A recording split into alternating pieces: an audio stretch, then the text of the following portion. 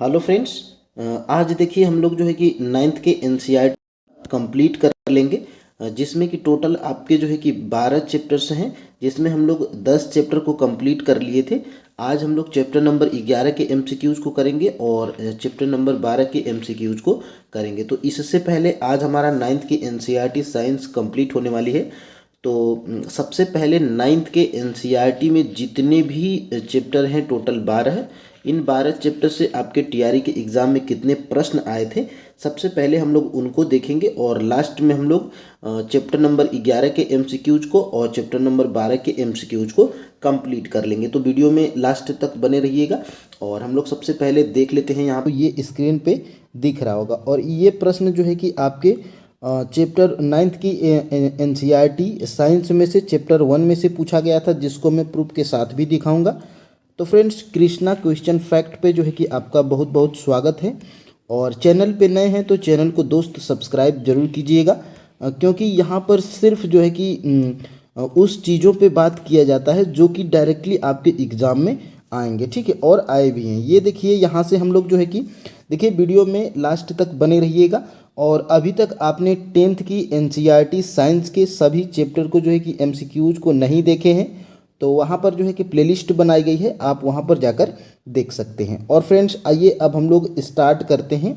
यहाँ पर देखिए फ्रेंड्स, पहला प्रश्न हमारा क्या है, सूखी बर्फ है, यानी कि सूखी बर्फ क्या है।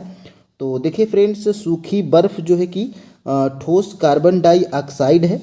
ऑप्शन नंबर जो है कि सी बिल्कुल राइट आंसर है। अब देखिए, ये जो है कि आपके 9th के एनसीईआरटी विज्ञान से जो है कि अध्याय नंबर 1 से ये प्रश्न आपके टीआरई 3 में पीआरटी में पूछा गया था, ठीक है। तो टीआरई 3 जो री एग्जाम हुआ था, ये प्रश्न जो है कि पीआरटी में पूछा गया था, ठीक है। और ये आपके जो है कि 9th के एनसीईआरटी के अध्याय 1 से, और ये कहाँ से पूछा गया था, तो ये जो है कि आप इस पूरा जो है कि पेज को देखिए।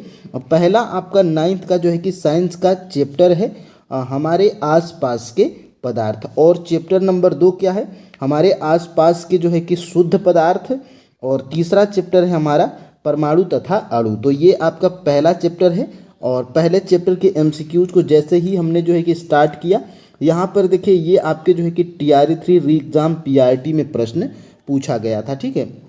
देखिए, ठोस कार्बन डाइऑक्साइड को शुष्क बर्फ या ड्राई आइस जो है कि कहते हैं, ठीक है। तो ये आपका जो है कि प्रश्न है, तो आप याद रखेंगे। और फ्रेंड्स देखिएगा, ये आपका जो है कि दूसरा प्रश्न है जो कि आपके टीआरई 3 री एग्जाम 6 to 8 मैथ और साइंस वाले जो है कि पेपर में पूछा गया था। निम्नलिखित में से कौन सा ठोस की विशेषता नहीं पूछा गया है, ठीक है। तो ये देखिए, 9th की एनसीईआरटी विज्ञान अध्याय 1 के जो है कि ये चैप्टर से ये प्रश्न जो है कि आपके टीआरई 3 री एग्जाम 6 to 8 जो मैथ और साइंस वाला जो पोर्शन वाला पेपर होता है, उसमें ये प्रश्न जो है कि पूछा गया था। देखिए, टीआरई 1, टीआरई 2 और टीआरई 3 के जो है कि सभी क्वेश्चंस पेपर हमारे जो है कि टेलीग्राम चैनल पर फाइनल आंसर की के साथ अपलोडेड है, वहाँ से जो है कि आप डाउनलोड कर लीजिएगा, ठीक है। और यहाँ से देखिएगा, निम्नलिखित में से ठोस की विशेषता नहीं है। तो देखिए, ठोस की विशेषता ये होती है कि इनका आकार निश्चित होता है, ये भी सही है। और अणु बारीकी से पैक किए गए हैं, ये भी जो है कि सही है। लेकिन ठोस की विशेषता ये बिल्कुल भी नहीं है, आसानी से बहने की क्षमता ठोस में नहीं होती है, ठीक है। तो यही जो है कि पूछा गया था कि ठोस की विशेषता कौन सी नहीं है। तो ऑप्शन नंबर यहाँ पर यही हमारा जो है कि बिल्कुल राइट आंसर हो जाएगा। और ये प्रश्न जो है कि आप देखिए, 9th की एनसीईआरटी साइंस के जो है कि कहाँ से पूछा गया है। तो ये देखिए, उपरोक्त सभी उदाहरण ठोस के हैं। हम देख सकते हैं कि इन सभी का एक निश्चित आकार है, स्पष्ट सीमाएं तथा स्थिर आयतन यानी नगण्य संपीडी होती है। तो यहाँ से फ्रेंड्स आपको इस प्रश्न का जो है कि आंसर मिल गया, जो कि आपके 9th की एनसीईआरटी विज्ञान के पहले चैप्टर से था, ठीक है। ये देखिए, प्रश्न नंबर 3 की तरफ हम लोग बढ़ेंगे।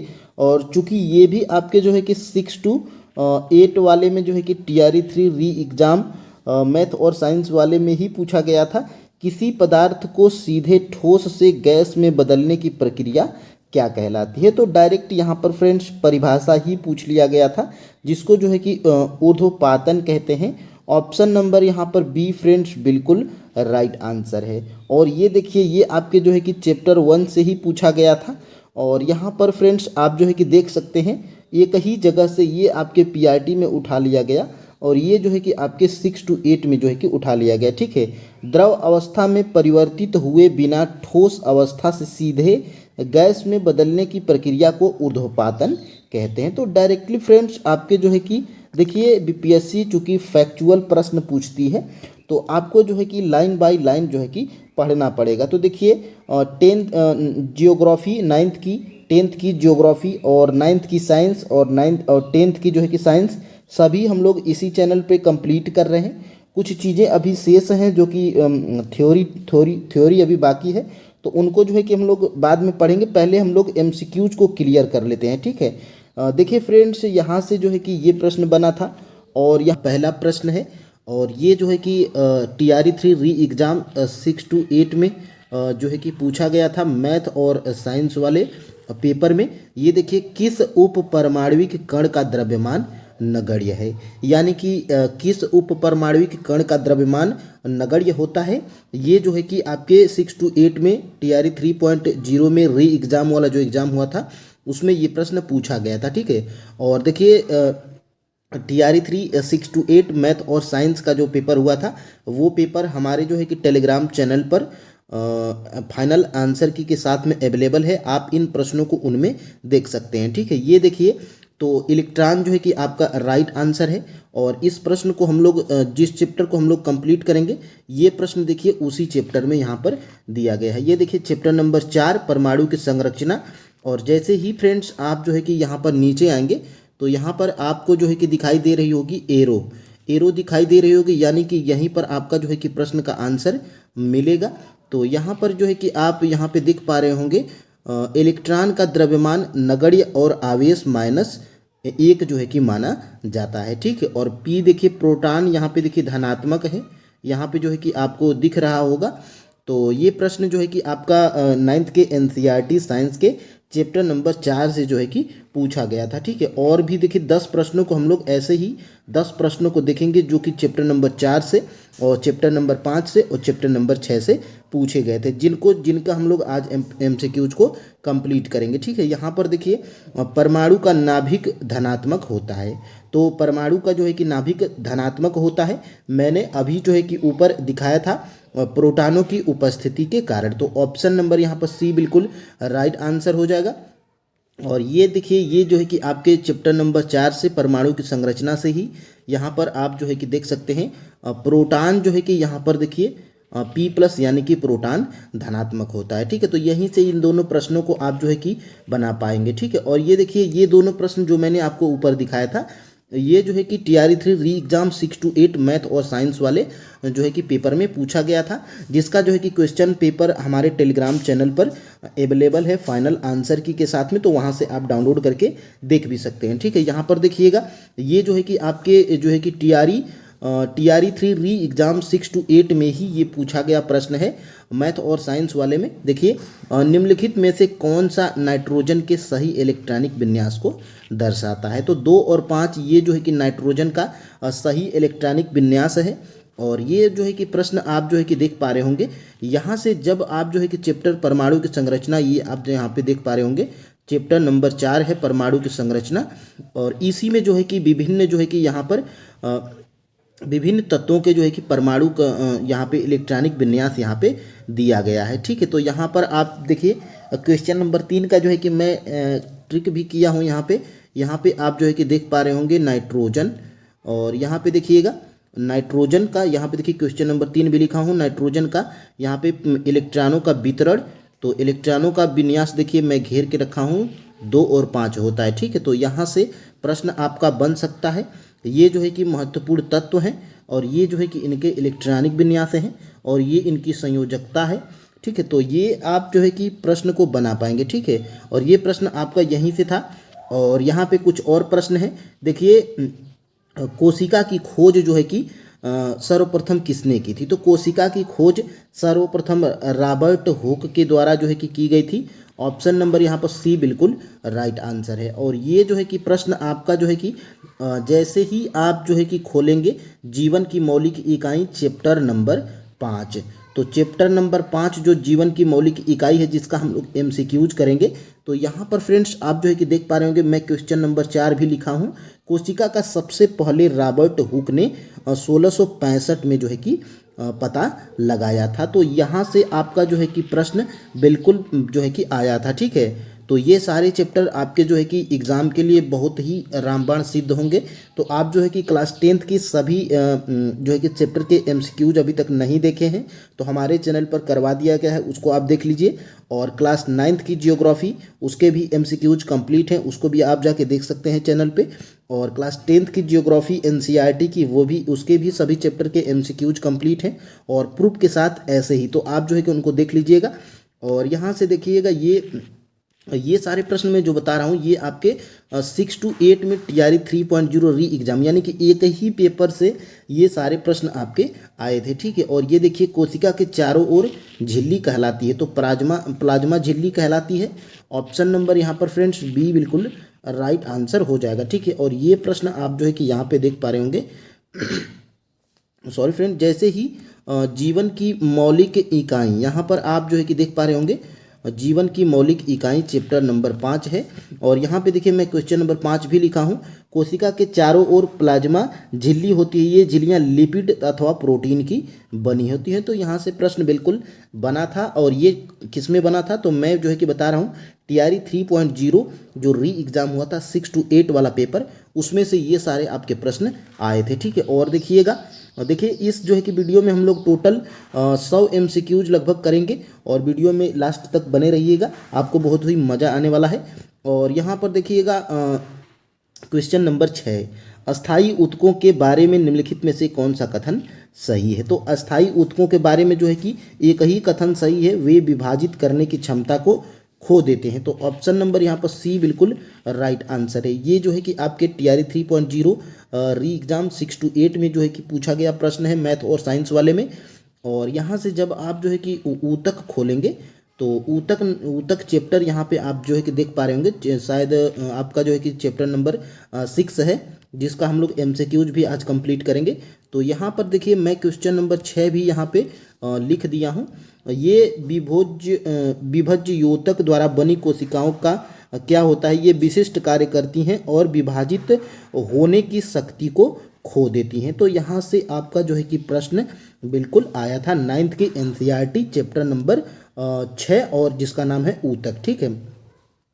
और फ्रेंड्स यहाँ से एक और प्रश्न मैं दिखाऊंगा, पौधों में विभोज्य ऊतक का क्या कार्य होता है। तो पौधों में जो है कि विभोज्य ऊतक का कार्य मेन होता है विकास करना, तो ठीक है। तो ये विभोज्य ऊतक जो होते हैं ये पौधों में विकास का कार्य करते हैं। तो ऑप्शन नंबर यहाँ पे B बिल्कुल राइट आंसर है। और यहाँ से ये प्रश्न आप जो है कि देख पा रहे होंगे, यहाँ से ये प्रश्न जो है कि आपका बना था, ठीक है। तो ये जो है कि विभोज्य ऊतक, और यहाँ से आप जो है कि देख पा रहे होंगे, यहाँ से इतने में आप जो है कि देखिएगा, विभोज्य ऊतक की कोशिकाएं विशिष्टकृत होकर विभिन्न प्रकार के अस्थायी ऊतक का विकास करती हैं। तो यहाँ से देखिए, मैं क्वेश्चन नंबर 7 भी लिखा हूँ, और विकास करती हैं।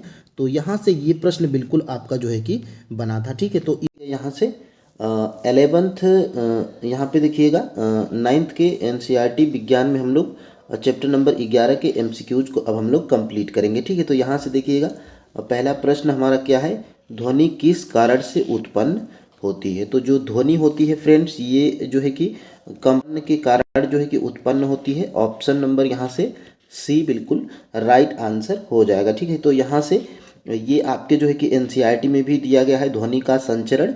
और यहाँ पर आप जो है कि देख पा रहे होंगे, ध्वनि कंपन करती हुई वस्तुओं द्वारा उत्पन्न होती है। तो कंपन के द्वारा जो है कि ध्वनि हमारी उत्पन्न होती है। और ये जो है कि आपके NCERT में दिया गया है चैप्टर नंबर 11 में, ठीक है। तो और यहाँ से और हम लोग देखेंगे, दूसरे प्रश्न की तरफ बढ़ेंगे। तो देखिएगा, दूसरा प्रश्न हमारा क्या है, एक विक्षोभ है और जो किसी माध्यम से होकर गति करता है, और माध्यम के कण निकटवर्ती कणों के में गति उत्पन्न करते हैं। यानी कि वो क्या है, जिसके कारण एक विक्षोभ है जो किसी माध्यम से होकर गति करता है और माध्यम के कण निकटवर्ती कणों में गति उत्पन्न करते हैं। तो फ्रेंड्स वो होता है तरंग होता है।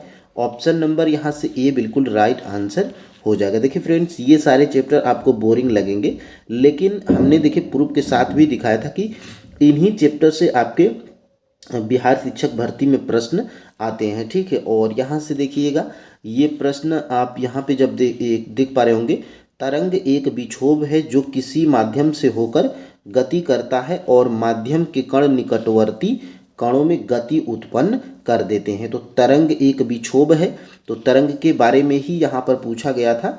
और यहाँ से और 3 नंबर के प्रश्न को जब आप देखेंगे तो देखिएगा, कौन कौन से माध्यम हैं जिससे होकर ध्वनि संचारित होती है, यानी कि वो कौन कौन से माध्यम हैं जिनसे होकर जो है कि ध्वनि संचारित होती है।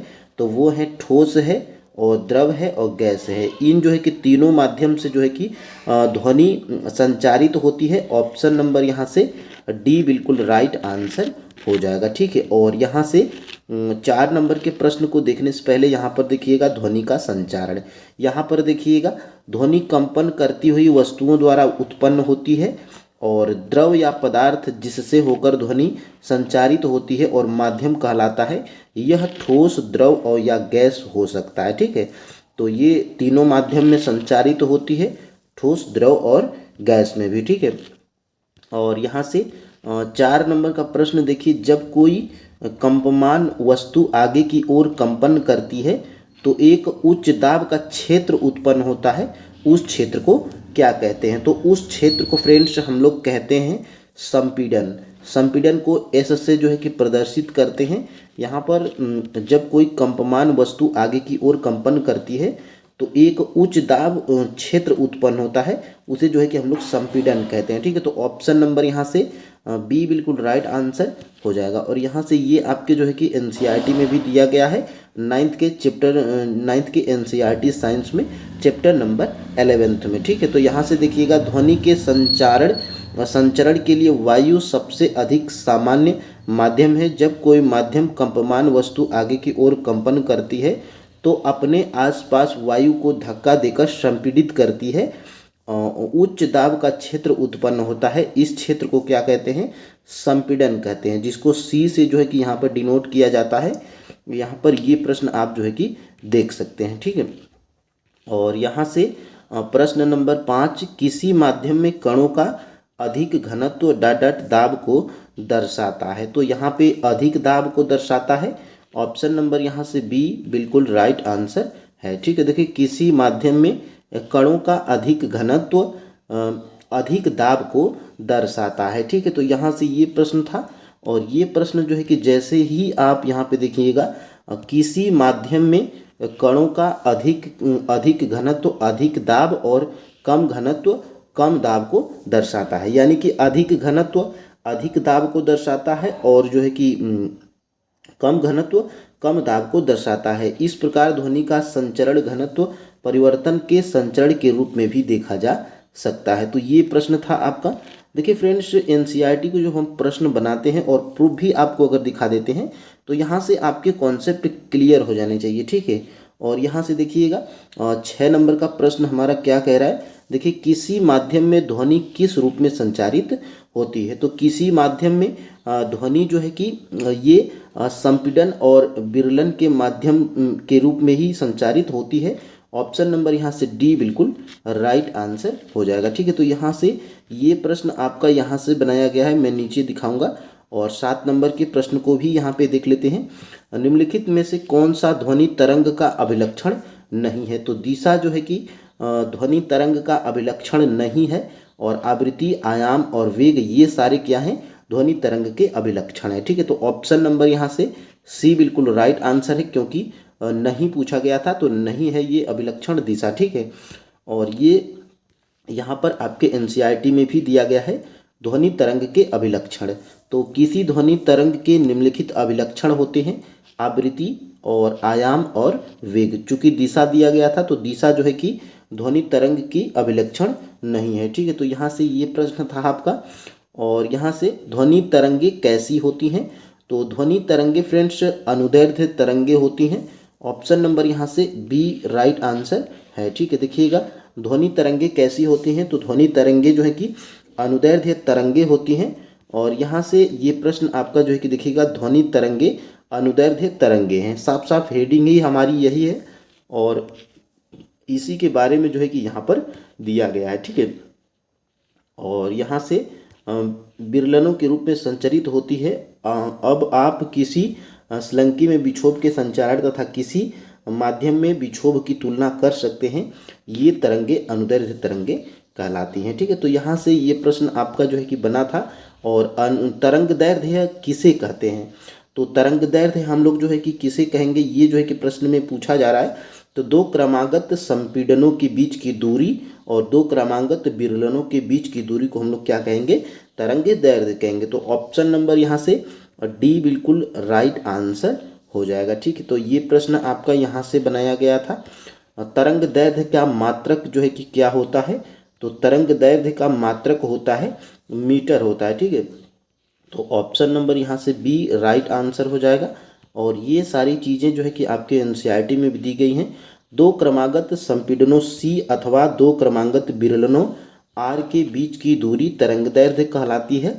और तरंग दैर्ध्य को साधारणतः लेम्डा या ग्रीक या लेम्डा से निरूपित किया जाता है। इसका एसआई मात्रक क्या होता है, मीटर, यहाँ पर आप जो है कि देख सकते हैं। ठीक, तो इसको फ्रेंड्स देखिए, ये सारे प्रश्न आप जो अगर नोट डाउन कर लेते हैं तो यहीं से प्रश्न आपके एग्जाम में बनते हैं। यहाँ से देखिएगा 11 नंबर का प्रश्न, एकांक समय में दोलनों की कुल संख्या ध्वनि तरंग की क्या कहलाती है।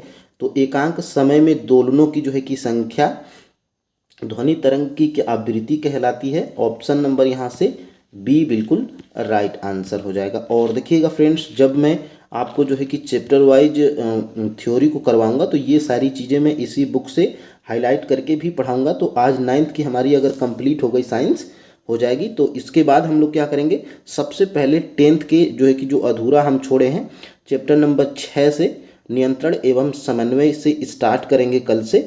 तो उसमें आपको चैप्टर वाइज थ्योरी भी मिलेगी और चैप्टर वाइज एमसीक्यूज भी मिलेंगे। और जो चीज़ें मैं हाईलाइट करके चैप्टर को करूँगा, पढ़ाऊँगा, तो वो चीज़ें आपको टेलीग्राम पर भी प्रोवाइड कर दी जाएंगी। तो टेलीग्राम से भी ज्वाइन कर लीजिएगा। इस वीडियो के डिस्क्रिप्शन बॉक्स में टेलीग्राम चैनल का लिंक भी है, वहाँ से अगर टेलीग्राम चैनल को ज्वाइन कर लेते हैं तो उसमें आपको टीआरई के सभी क्वेश्चंस पेपर आपको फाइनल आंसर की के साथ में मिल जाएंगे। ठीक है, तो यहाँ से देखिएगा, एकांक समय में इन दोलनों की कुल संख्या ध्वनि तरंग की आवृत्ति कहलाती है। तो यहीं से फ्रेंड्स मैं प्रश्न बनाया था। और यहाँ से देखिएगा, घनत्व के अधिकतम मान से न्यूनतम मान तक परिवर्तन में पुनः अधिकतम मान तक आने पर पूरा होता है। तो एक दोलन जो है कि पूरा होता है। यहाँ पर ऑप्शन नंबर यहाँ से राइट आंसर ए है। ठीक है, तो यहाँ से ये प्रश्न, एकांक समय में इन दोलनों की संख्या तरंग दैर्ध्य की आवृत्ति कहलाती है।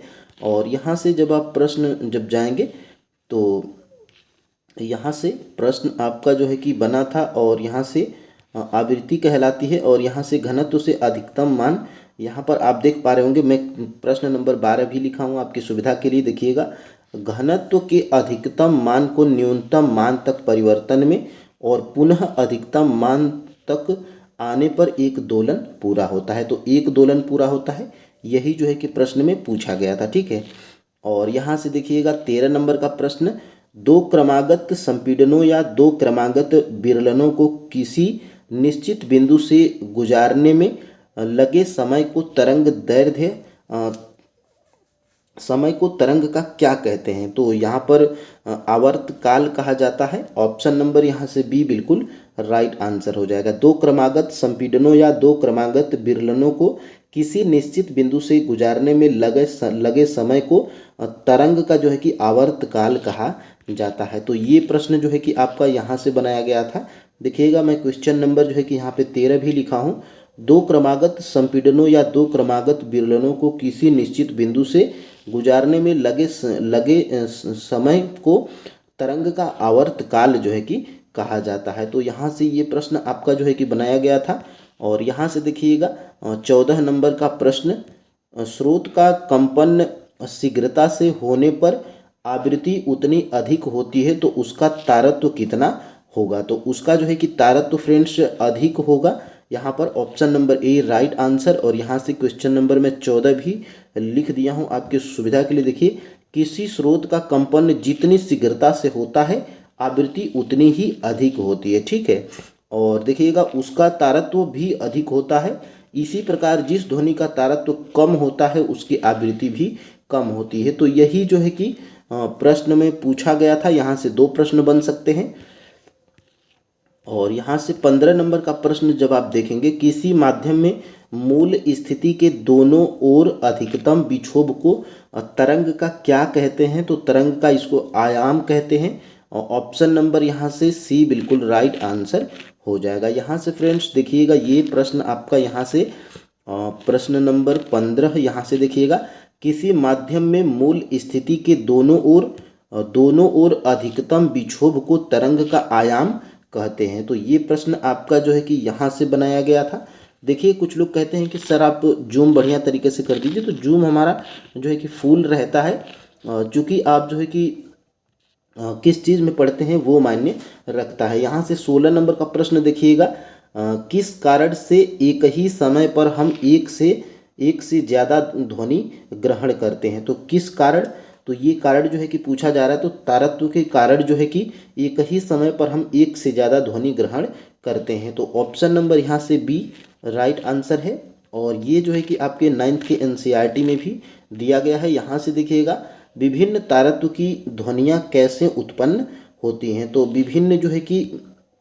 विभिन्न तारत्व की ध्वनियाँ ये कैसे उत्पन्न होती हैं? तो ये जो है कि इसका राइट आंसर क्या है? ऑप्शन नंबर डी, ठीक है। तो यहाँ से देखिएगा, विभिन्न आकार की वस्तुएं, विभिन्न आकृति की वस्तुएं और विभिन्न आवृत्तियाँ, ये क्या है? विभिन्न तारत्व की ध्वनियाँ उत्पन्न करने के कारक हैं, ठीक है। यहाँ से option number D right answer. और यहाँ से ये प्रश्न नंबर यहाँ से देखिएगा 17 यहाँ से बनाया गया है। आपकी जो है कि सुविधा के लिए देखिएगा नोट डाउन भी कर लेंगे। विभिन्न आकार तथा आकृति की स्थित वस्तुएं विभिन्न आवृत्तियों के साथ कंपन करती हैं और विभिन्न तारत्व की ध्वनियाँ उत्पन्न करती हैं। तो यहाँ से आपका प्रश्न नंबर जो है कि 17 बनाया गया था, जो कि आप जो है कि नोट डाउन भी कर लेंगे, ठीक है। और यहाँ से जब आप इसको जो है कि थोड़ा सा अगर जूम करके देखेंगे तो देखिएगा, स्वर कैसी ध्वनि है? तो स्वर जो है कि कैसी ध्वनि है, ये जो है कि पूछा जा रहा है। तो स्वर जो है कि अनेक आवृत्तियों के मिश्रण से उत्पन्न होती है। ये जो है कि आपका राइट आंसर क्या है? ऑप्शन नंबर ए, ठीक है। तो यहाँ से ये प्रश्न आपका बनाया गया था, अनेक आवृत्तियों के मिश्रण से उत्पन्न ध्वनि को क्या कहते हैं? स्वर कहते हैं। तो यहीं से ये प्रश्न जो है कि आपका बनाया गया था। और यहाँ से देखिएगा 2 आपके जो है कि प्रश्न यहाँ से बन सकते हैं। देखिएगा यहाँ से आप जो है कि नोट डाउन भी कर लीजिएगा। 2 लाइनें हैं और ये बहुत ही महत्वपूर्ण है। देखिएगा, ये आपके TRE के एग्जाम में पूछा भी गया था। निम्न तारत्व की ध्वनि की आवृत्ति कम तथा उच्च तारत्व की ध्वनि की आवृत्ति अधिक होती है। तो निम्न तारत्व की ध्वनि की आवृत्ति कम और उच्च तारत्व की ध्वनि की आवृत्ति अधिक होती है। एक पॉइंट यहाँ से नोट करिएगा।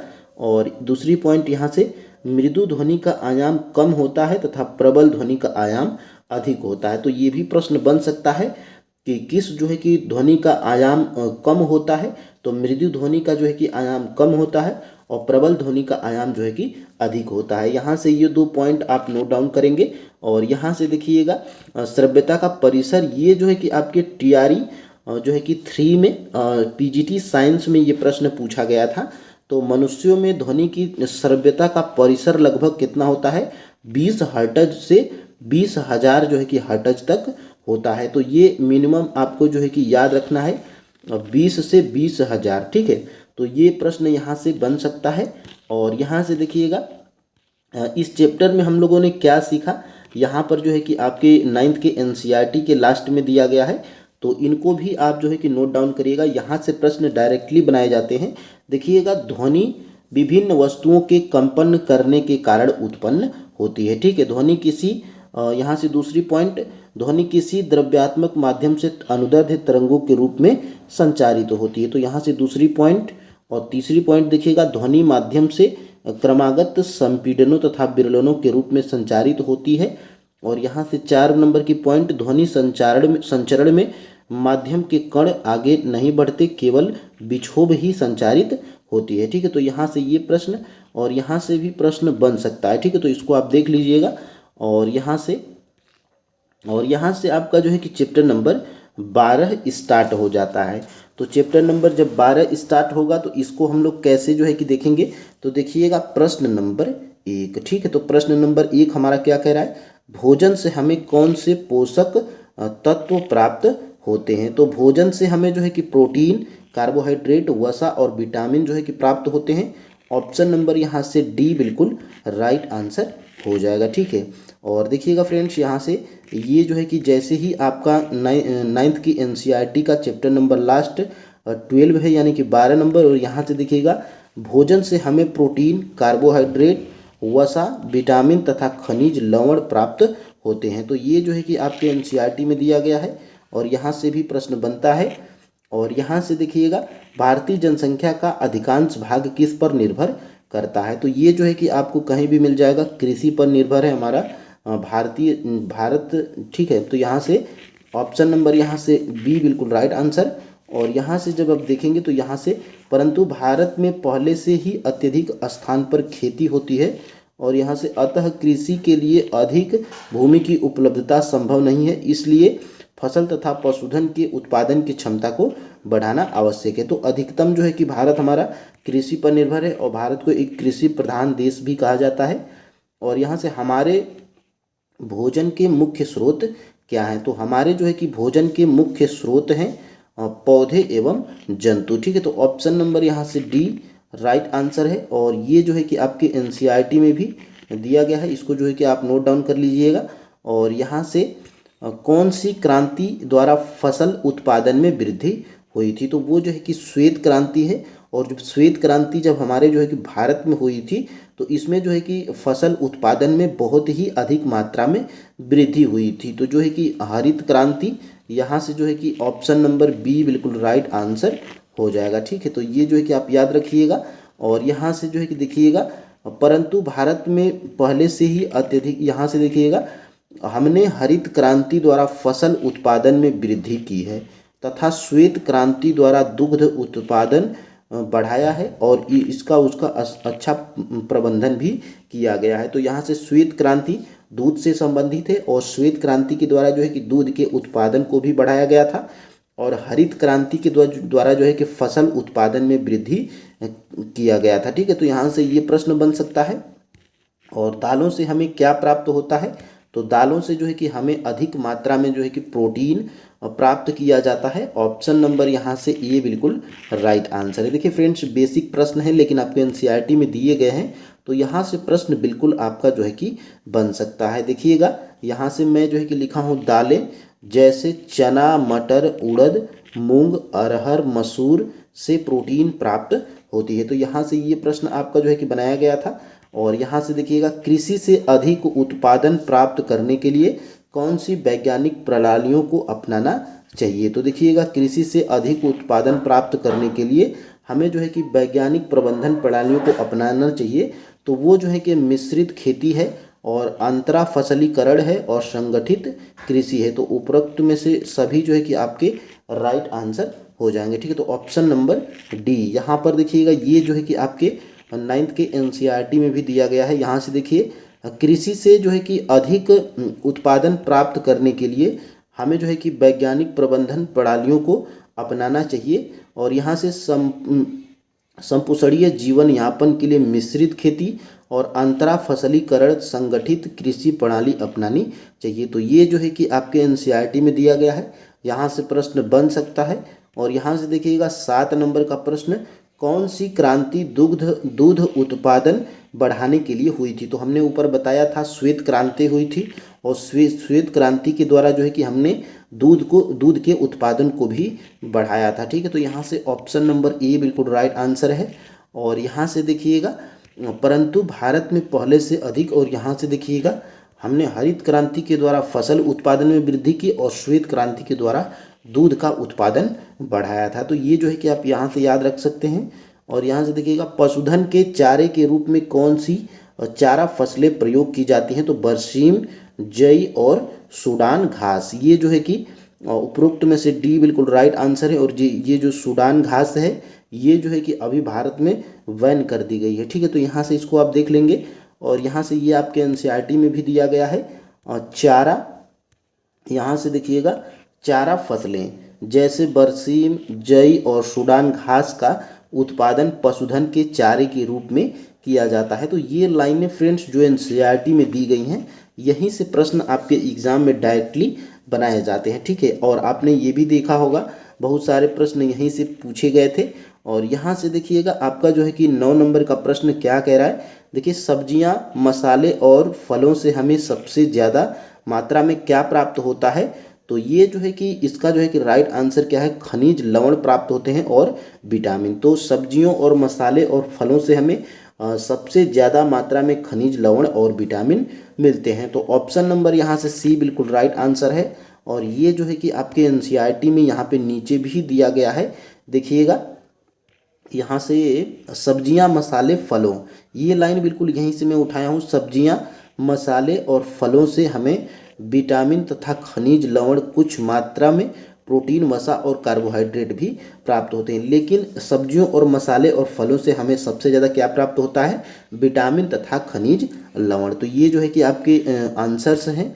और यहाँ से देखिएगा, खरीफ फसल किस ऋतु में उगाई जाती है। तो जो खरीफ की फसलें होती हैं, ये जो है कि आपकी वर्षा ऋतु में जो है कि उगाई जाती हैं। तो ऑप्शन नंबर यहाँ से ए बिल्कुल राइट आंसर हो जाएगा, ठीक है। और यहाँ से देखिएगा, पौधे सूर्य के प्रकाश में प्रकाश संश्लेषण द्वारा अपना जो है कि भोजन बनाते हैं। और कुछ ऐसी फसलें हैं जिन्हें हम वर्षा ऋतु में उगाते हैं, जिन्हें क्या कहते हैं, खरीफ की फसलें कहलाती हैं, ठीक है। तो ये जो वर्षा ऋतु में हम लोग खरीफ की फसलों को उगाते हैं, ठीक है।